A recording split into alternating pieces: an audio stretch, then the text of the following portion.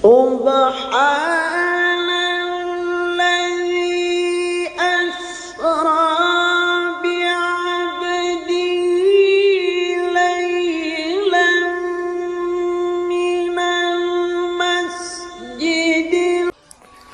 Ketika berguru di kota Mekah, Imam Syafi'i diperintahkan oleh gurunya, "Wahai Muhammad, pergilah engkau ke Madinah untuk berguru lagi, karena sesungguhnya ilmuku sudah habis.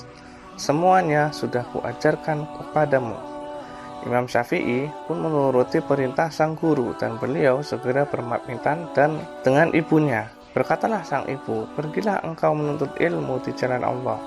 Kita akan bertemu nanti di akhirat." Maka Imam Syafi'i pun berangkat ke Madinah mencari guru untuk mengajarkannya ilmu.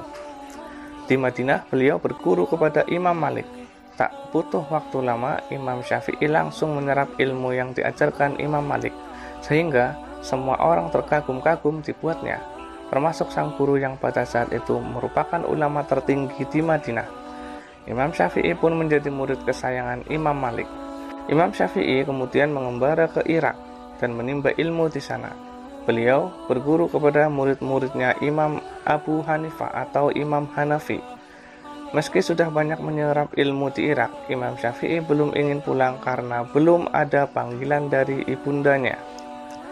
Di Irak, Imam Syafi'i berkembang menjadi murid yang terkenal sangat pintar dan tercerdas, sehingga dalam waktu singkat ia sudah diminta untuk mengajar. Tak butuh waktu lama, ribuan murid pun berbondong-bondong datang untuk berguru kepadanya, hingga ia pun menjadi ulama besar yang terkenal ke seluruh penjuru Irak hingga Hijaz. Ibundanya Imam Syafi'i pada setiap tahunnya juga melakukan ibadah haji. Pada kesempatan tahun itu pun, sang ibu melaksanakan ibadah haji. Pada saat itu, sang ibu mengikuti kajian dari salah seorang ulama, yang mana sang ulama tersebut sering mengucapkan nama Imam Syafi'i. Mendengar ulama tersebut sering mengucapkan sama sang anak, setelah pengajian, sang ibu pun menjumpai ulama tersebut. Sang ibu bertanya kepada sang ulama, "Wahai Syekh, apakah itu Muhammad bin Idris Asy-Syafi'i?" Yang ulama pun menjawab bahwa Imam Syafi'i adalah gurunya di Irak. Kemudian, sang ibu dengan penasaran menanyakan lagi kepada sang ulama bahwa Muhammad bin Idris Asy-Syafi'i yang manakah yang maksud. Ulama tersebut pun menjawab bahwa ia merupakan ulama besar yang berasal dari kota Mekah. Sang ibu pun terkejut mengetahui bahwa guru ulama tersebut merupakan anaknya. Kemudian sang ulama menyampaikan kepada ibunya Imam Syafi'i bahwa ia ingin berpesan kepada sang anak. Sang ibu pun menjawab bahwa ia telah memperoleh sang anak untuk pulang ke rumahnya. Sesampainya sang ulama tersebut di Irak, ia langsung menyampaikan pesan tersebut kepada sang guru. Imam Syafi'i yang mendengar kabar tersebut langsung bergegas untuk pulang ke Mekah. Mendengar kabar sang imam ingin pulang, penduduk Irak sangat sedih. Namun, mereka tidak bisa berbuat apa-apa. Ketika sang imam ingin pulang, masyarakat serta sang murid telah menyiapkan bekal kepada sang imam. Karena sang imam telah menjadi ulama besar di Irak, ia pun menerima bekal yang sangat banyak.